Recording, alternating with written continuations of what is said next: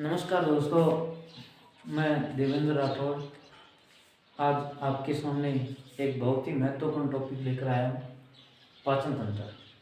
ये कक्षा 10 का टॉपिक है और इसमें हम कक्षा 10 के पाचन तंत्र के बारे में पढ़ेंगे। इसमें जो मानव जीव प्रक्रम पाठ है उसमें मानव के बारे में है। मानव का उसमें जनन तंत्र, पाचन तंत्र, श्वसन तंत्र, ये सभी तंत्र हैं। इनमें से एक तंत्र है पाचन तंत्र। इसके बारे में हम इस पाठ में पढ़ेंगे, इस आज के महत्वपूर्ण टॉपिक में पढ़ेंगे। ठीक है, आज हम केवल पाचन तंत्र के बारे में चर्चा करने वाले हैं। ये आपके सामने पाचन तंत्र का डायग्राम है। पाचन तंत्र का जो मुख्य भाग होता है उन भागों की हम एक बार चर्चा करेंगे। सबसे पहले पाचन तंत्र में आता है मुख। देखो, नासिका में पाचन तंत्र का कोई काम नहीं होता। सबसे पहले आता है मुख। मुख के बाद है भोजन है, वो जाता है ग्रसनी में। ग्रसनी के बाद जाता है ग्रसिका में और ग्रसिका के बाद जाता है ग्रसिका के बाद जाता है आमाशय में और आमाशय के बाद ये जाता है छोटी आंत। छोटी आंत है, छोटी आंत से भोजन जाता है बड़ी आंत में और बड़ी आंत से मलाशय में और मलाशय में कुछ समय के लिए इकट्ठा रहता है और बाद में जाता है गुदा के द्वारा बाहर उत्सर्जित कर दिया जाता है। तो आज हम अब इनके बारे में एक एक के बारे में हम डिटेल से पढ़ेंगे। सबसे पहले हम जो भोजन लेते हैं वो मुख में लेते हैं। मुख के अंदर 4 प्रकार के दांत पाए जाते हैं। ये मुख है, मुख में दांत पाए जाते हैं। 4 प्रकार के दांत होते हैं। दांत कितने प्रकार के होते हैं? 4 प्रकार के।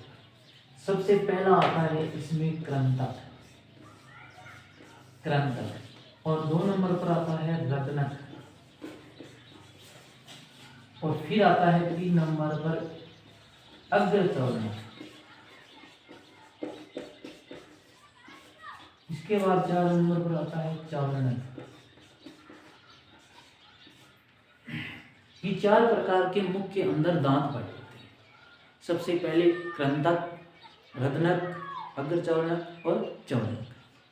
जो क्रंतक दांत होते हैं वो आगे वाले 4 होते हैं और ऊपरी जबड़े में 4 होते हैं और निचले जबड़े में भी 4 होते हैं। यानी कुल मिलाकर के ये 4 + 4 यानी कुल कितने होते हैं? 8। फिर आते हैं रत्नक दांत। रत्नक दांत ऊपरी जबड़े में 2 होते हैं और निचले जबड़े में 2 होते हैं।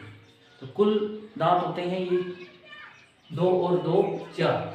2 ऊपरी जबड़े में और 2 निचले जबड़े में, कुल कितने होते हैं? 4। और फिर आते हैं अग्रचौर्णक। अग्रचौर्णक दांत है, उनकी संख्या भी ऊपरी जबड़े में 4 होती है। 2 इस साइड, 2 इस साइड, जिनको हम जाड़े कहते हैं अपनी भाषा में, वो होते हैं। तो ये भी होते हैं 4 और +4 बराबर होते हैं कुल 8। फिर आती है बात चौर्णक दांतों की। इनकी संख्या होती है 6। दोनों जबड़ों में 6 होती है। कुल कितने होते हैं? 12। 6 ऊपरी जबड़े में, 6 निचले जबड़े में, कुल हो गए 12। तो ये हो गए दांत। सबसे पहले आता है क्रंतक दांत। क्रंतक दांत का कार्य क्या होता है? देखो, ये 4 ऊपरी जबड़े में, 4 निचले जबड़े में। सबसे पहले हम जब भोजन लेते हैं अंदर, तो क्रंतक दांत उनको काटने का काम करते हैं। क्या करते हैं? काटने का काम करते हैं।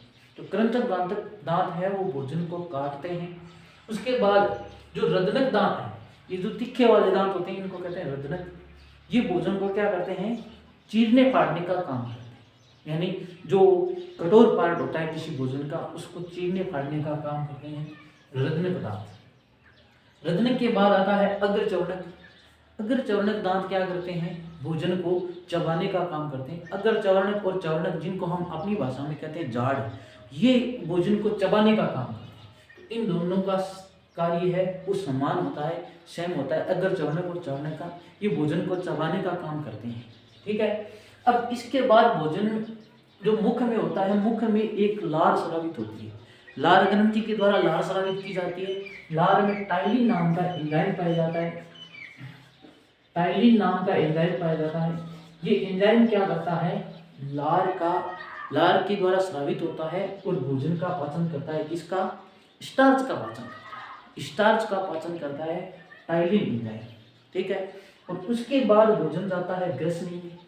ग्रसनी भोजन को एक तरह से पीसने का काम करती है। जो भोजन लार के द्वारा भोजन को एकदम लसलसा बना दिया जाता है, ये लसलसा भोजन ग्रसनी में जाता है। ग्रसनी भोजन को पीसने का काम करती है और ये बारीक भोजन किस में चला जाता है, ग्रसिका, या इसको भोजन नली भी कहते हैं। क्या कहते हैं, भोजन नली, या इसको ग्रास नली भी कह सकते हैं। इसमें क्या होता है कि एक कर्माकुंचन गति के द्वारा भोजन ग्रसनी से ग्रसिका में चला जाता है। और कर्माकुंचन गति होती है, मतलब है कि भोजन है वो इस प्रकार से, ये नली है वो इस प्रकार से होती है, इसमें भोजन आता है तो यहाँ भोजन का कण आता है, जैसे ही ये नली खुल जाती है, यहाँ से खुल जाती है। खुलने के बाद क्या होता है कि भोजन नीचे की ओर जाता है, और नीचे की ओर जाने के बाद ऊपर से तो ये बंद होती चली जाती है और नीचे से वापस खुलती चली जाती है। इस प्रकार भोजन नीचे जाता है आमाशय में। आमाशय में एक होता है HCl, अम्ल स्रावित किया जाता है। ये क्या करता है, भोजन के साथ आए हुए जो कीटाणु होते हैं, जीवाणु होते हैं, उनको नष्ट करता है। यानी भोजन के अंदर क्या होंगे, जो हम भोजन खा लेते हैं, हमारे हाथ अशुद्ध नहीं है, तो हम जो भोजन खाते हैं उसके साथ कीटाणु या जीवाणु हमारे शरीर के अंदर प्रवेश कर जाते हैं, उनको नष्ट करने का काम करता है HCl अम्ल। आमाशय के अंदर HCl अम्ल स्रावित होने से भोजन के साथ जो कीटाणु आए हैं वो नष्ट हो जाएंगे। और आमाशय के अंदर रेनिन और पेप्सिन जो एंजाइम पाए जाते हैं वो भी भोजन का पाचन करते हैं। इनके बारे में हम डिटेल से बाद में और पढ़ेंगे। रेनिन और पेप्सिन एंजाइम जैसे भोजन का पाचन करते हैं, बचा कुचा भोजन है वो कहाँ चला जाता है, छोटी आंत। छोटी आंत में भोजन का सबसे सर्वाधिक पाचन होता है। इसके 3 पार्ट हैं, इनके बारे में हम डिटेल से आगे बाद में पढ़ेंगे। एक बार केवल आपको पाचन तंत्र है उसका एक प्रक्रम समझाया जा रहा है, एक एक के बारे में हम पढ़ेंगे। छोटी आंत के 3 पार्ट होते हैं, ग्रहणी होती है, अग्र क्षुधांत्र होती है, क्षुधांत्र होती है। इन तीनों पार्टों के हम बाद में डिटेल से पढ़ेंगे। सबसे ज्यादा पाचन है वो कहाँ होता है, छोटी आंत में, यानी सबसे ज्यादा पाचन होता है छोटी आंत में। ठीक है, उसके बाद भोजन देखो यहाँ आमाशय है, आमाशय के बाद आता है छोटी आंत में। छोटी आंत से भोजन किस में चला जाता है, बड़ी आंत में। ये जो पार्ट है ये पूरा का पूरा बड़ी आंत है। बड़ी आंत के भी 4 पार्ट होते हैं मुख्यतया, और इन चारों पार्टों की अलग अलग संरचना के बारे में हम आगे बढ़ेंगे। बड़ी आंत में जल का अवशोषण होता है, इसका मुख्य कार्य है जल का अवशोषण। यानी जल का अवशोषण कहाँ होता है, बड़ी आंत में होता है जल का अवशोषण। ठीक है, बड़ी आंत में जल का अवशोषण होने के बाद जो भोजन बच जाता है वो जाता है मलाशय में, और मलाशय के अंदर कुछ समय के लिए इकट्ठा रहता है।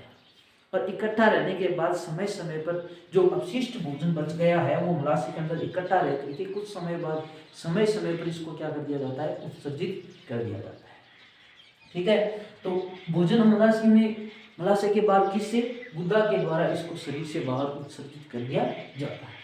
तो ये एक प्रक्रम है पाचन तंत्र का। आज हमने इसके बारे में बहुत ही शॉर्ट में और बहुत ही कम जानकारी प्राप्त की। अगले वीडियो में हम इनके बारे में एक एक के